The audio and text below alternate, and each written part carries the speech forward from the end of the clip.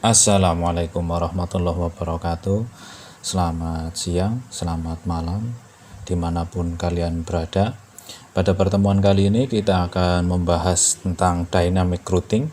Seperti yang sudah saya janjikan pada video-video sebelumnya, materi ini akan saya keluarkan pada saat UAS. Oleh karena itu, silakan diperhatikan, diresapi video ini dengan baik. Apabila ada pertanyaan, bisa komen di Google Classroom atau di YouTube. Oke, pada kesempatan ini kita akan membahas dynamic routing mulai dari AS number, administrative distance, terus ada distance factor, link state factor, dan path factor. Dan nanti yang akan kita bahas di sini hanya berkutat dengan protokol routing RIP, IGRP, dan OSPF. Oke, lanjut. Sebelum kita ke konfigurasi, alangkah baiknya kita mengetahui dulu teorinya tentang teorinya mengenai dynamic routing. Dynamic routing apa sih bedanya dengan static routing? Kalau dynamic routing, bedanya hanya di sini. Ini yang static routing dan yang dynamic routing ini, otomatis dan manual. Jadi dynamic routing itu nanti akan digunakan pada network yang lebih besar. Kalau routernya masih 10, mungkin kalian masih bisa menghandle dengan static routing. Tapi apabila sudah lebih dari 10, rasa-rasanya kalian akan kesulitan untuk mengadministrasi perangkat jaringan tersebut jika dilakukan secara manual. Oke, dynamic routing itu dibagi menjadi dua. Ada yang interior gateway protocol dan yang exterior gateway protocol. Yang interior gateway protocol itu juga dibagi dua. Ada yang distance factor, ada yang link state. Nanti kita akan bahas perbedaannya, apa itu distance factor, apa itu link state, apa itu path factor di video-video selanjutnya. Di distance factor ada RIP versi 1 dan RIP versi 2, terus ada IGRP, ada EGRP. Sedangkan yang link state itu kita ada protokol routing OSPF dan ISIS. Dan yang terakhir ini yang exterior gateway protocol atau berada di kategori path factor, yaitu BGP. BGP itu digunakan untuk menghubungkan antara AS number. AS number itu apa? Nanti kita akan bahas pada video selanjutnya. Oke, seperti yang sudah saya katakan tadi, kenapa sih kita harus menggunakan dynamic routing? Nah, kelebihannya salah satunya ini, membentuk tabel routing dengan advertising network. Advertising network itu maksudnya mengenalkan jaringan di sebelahnya itu tanpa kita mengetahui next hop-nya. Kalau kita menggunakan static routing kan harus tahu next hop-nya, misalkan IP route, terus destination-nya berapa. Yang kemarin itu net IP route, terus destination-nya berapa, subnet mask-nya berapa, terus lewat mana kan? Nah, lewat mananya ini adalah next hop-nya. Jadi di sini misalkan ada router seperti ini. Nah, terus di sini ada jaringan lagi. Nah, next hop-nya ini. Jadi ini mau kemana? Misalkan mau ke jaringan A, ya. Ini mau jaringan A. Next hop-nya mana? Ya sini. Itu kan. Nah, kalau kita menggunakan dynamic routing, kita itu tidak perlu mengetahui next hop-nya.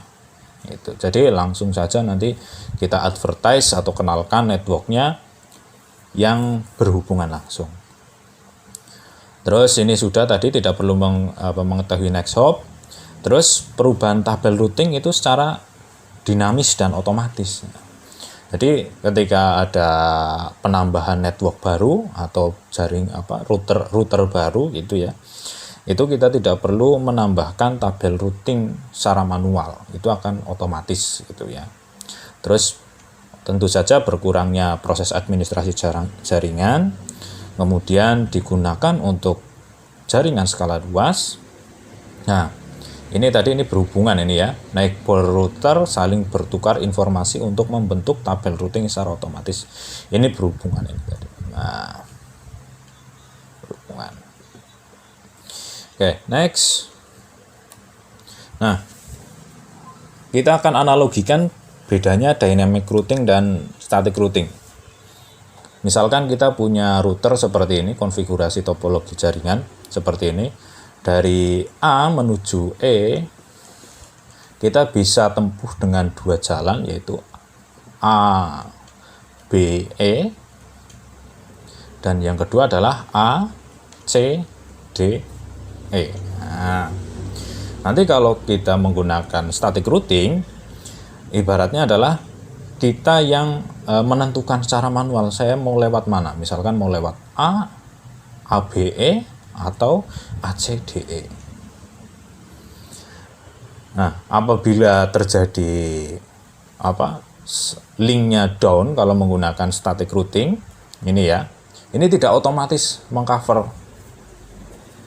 Itu tidak otomatis mengcover. Misalkan di sini ada, kita tetapkan saja ACDE gitu ya untuk static routing. Nah, ketika link yang sudah ditetapkan secara manual tadi itu down gitu ya, itu tidak langsung otomatis mencari backup linknya. Berbeda dengan dynamic routing.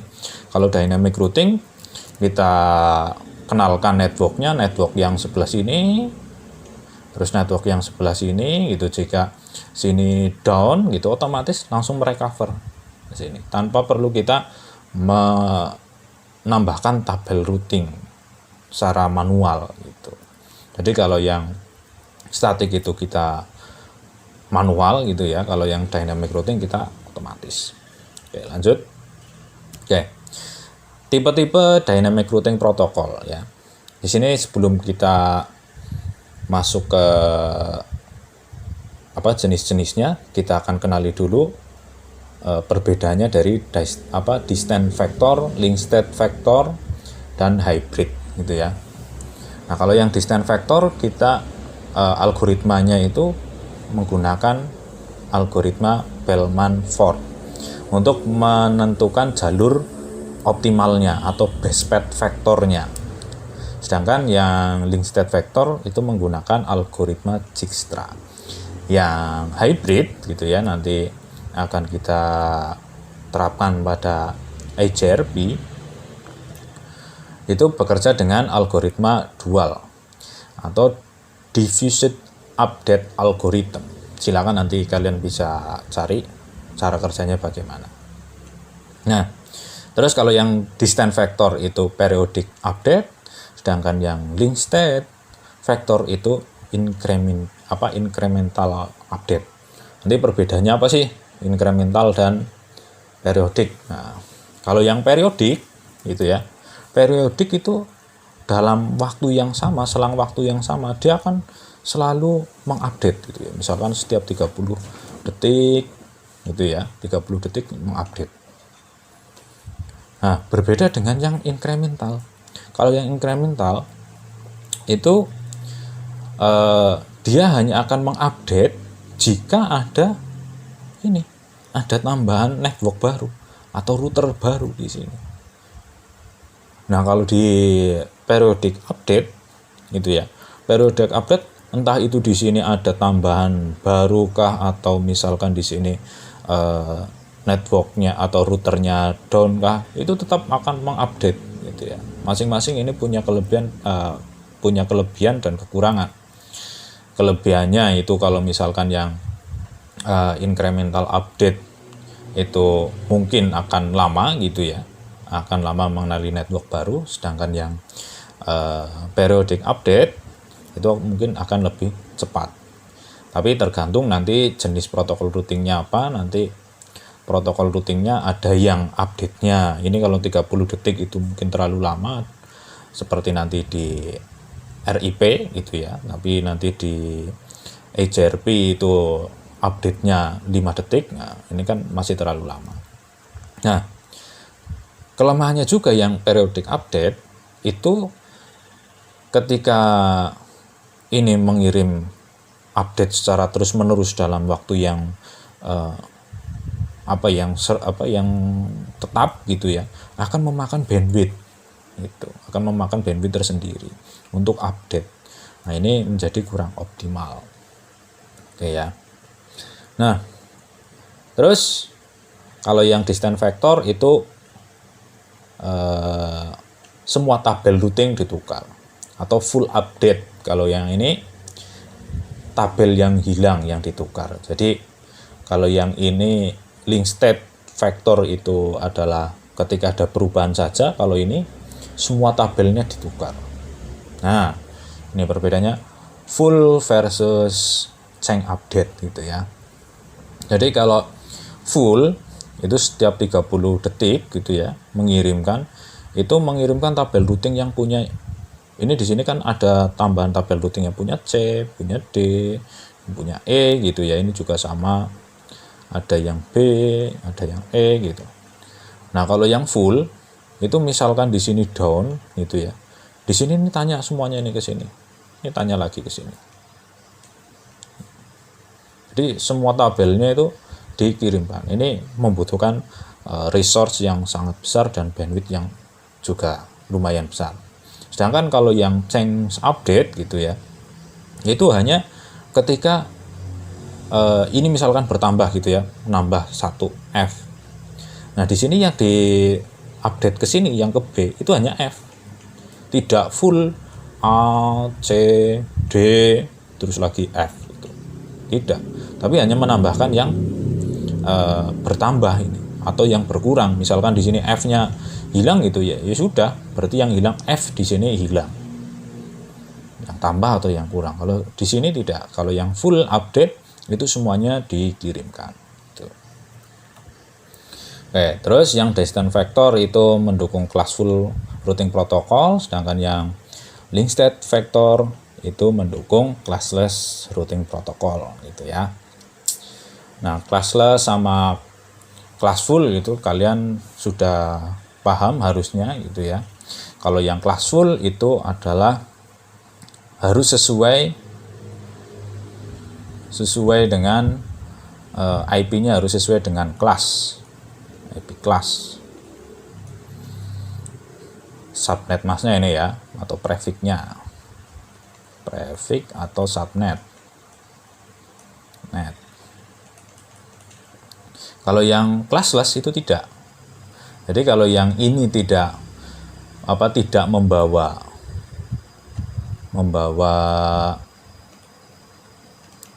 protokol tidak membawa prefix.